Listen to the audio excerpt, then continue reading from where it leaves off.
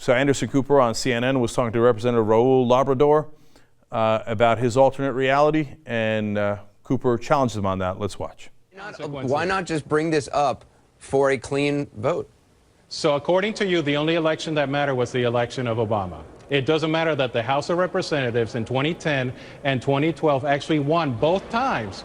Okay, so basically your argument is you're nullifying two presidential elections and you're nullifying the vote of Congress because you don't like it. And I get that. And in your district, this plays well. But your argument is that the election of the House of Representatives doesn't matter. The American people my argument is the vote of the House of Representatives and the vote of the Senate does matter. And this is a law, and the Supreme Court has backed up this law. So at a certain point, why not just bring this to a vote? Why not just bring this to a vote in the House right now? You know, we could bring it to a vote and it would lose. Two important things there. First of all, Labrador says if we brought it to a vote, it would lose. That's not true.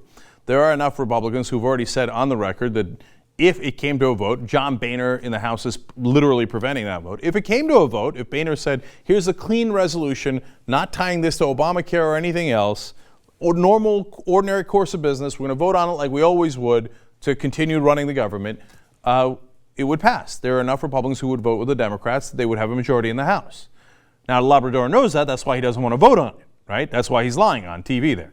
Second of all, his point is, oh, well, we won the elections on the House. Okay, so we get to do whatever we want. No. You're a part of the government. The Democrats have the Senate and the White House. They're 2/3 of the government. But forget the percentages. They're a part, you're a part. You work together. You don't come in and say, oh, that law that was already passed, I don't like it, and so I'm going to defund it, and if you don't give me what I want, I'm going to kill all the hostages. I'm going to shut the whole government down, and I'm going to violate the debt ceiling, and I'm going to just basically cause global economic, perhaps collapse, right? But certainly a disaster, right? And he says, but I'm the House. And Anderson Cooper says something very right there. He said, but the House already voted on the Affordable Care Act, and they voted yes. And the Senate voted yes. The president signed it. That happened. And then you guys voted over 40 times to kill it. And you never won those votes. You never won the votes. You didn't get it past the Senate when you got it in the House.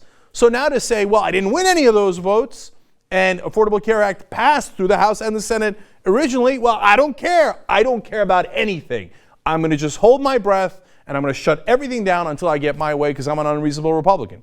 Well, of course Cooper should call you out on that, and I'm glad he is, and it continues. It's something that they have no evidence that there's anybody willing to vote for this bill. Well, why not see? Why not bring it up and see? But why should we? Why should we actually vote? That's how things work.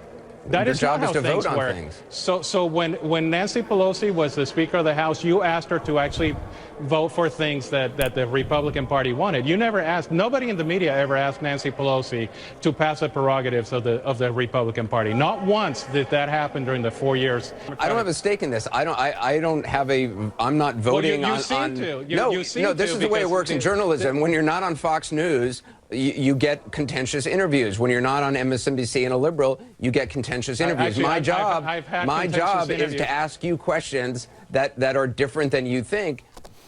Oh, I like that cheap shot on MSNBC and Fox News. That was fun. All right, you go get him, Anderson.